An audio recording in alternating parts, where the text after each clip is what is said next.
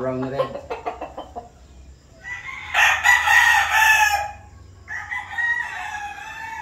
Yung mga super brown red ko po dito, tinatawag kong Brusco brown red. Kasi mga Brusco po sila. Yung tindig nila Brusco, yung itsura nila Brusco, yung katawan nila Brusco, bukang katawan. Kaya tinawag ko po silang Brusco brown red.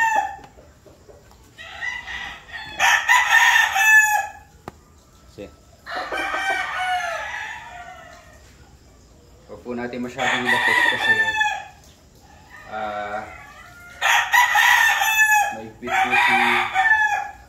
maigpit po si Whitey. Baka magkaroon tayo ng strike. Alright, nakita ko lang po itong first pick ko ng super brown red na gagamitin kong broodstock next season. Alright. Yan.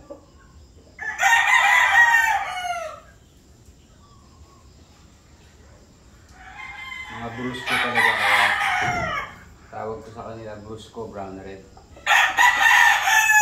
Tingnan nyo. Kapit natin ng konti. Mabilis lang para yan. Okay.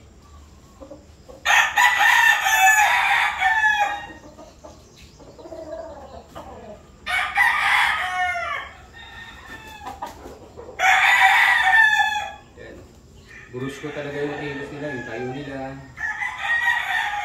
yung kilos, yung itsura, mga Brusco talaga. Lalo na yung tatay nito, lalo na yung broodcock nito. Nakuha ko sa Mount Banahaw. Talagang Brusco tumayo. Kumbaga sa sundalo, PMA, mga straight body.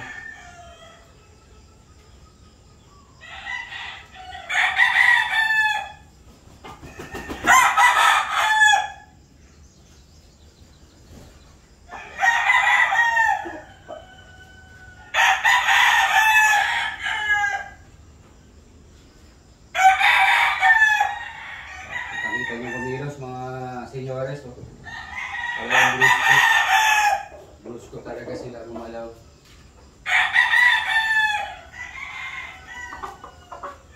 Brusco super brown red.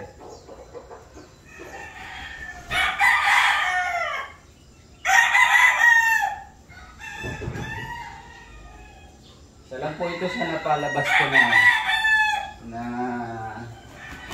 super brown red. This 2024 breeding. Marami na pong nakakuha ng iba nito. May taga Rojas, Capiz, Pampanga, Pangasinan.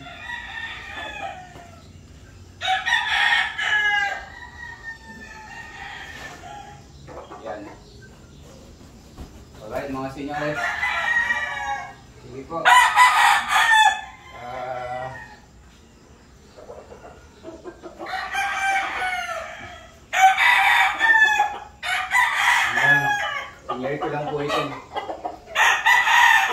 Sinyer ko lang po itong aking super brown red.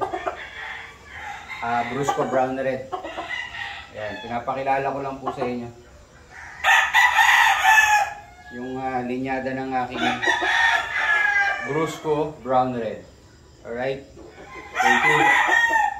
Okay, until next time po. Again, paki-subscribe po yung aking YouTube channel. And please support my my FB page. Follow and like, subscribe to my channel, YouTube channel. Yun po. Alright. Thank you. Salamat po. God bless everybody. Until next time.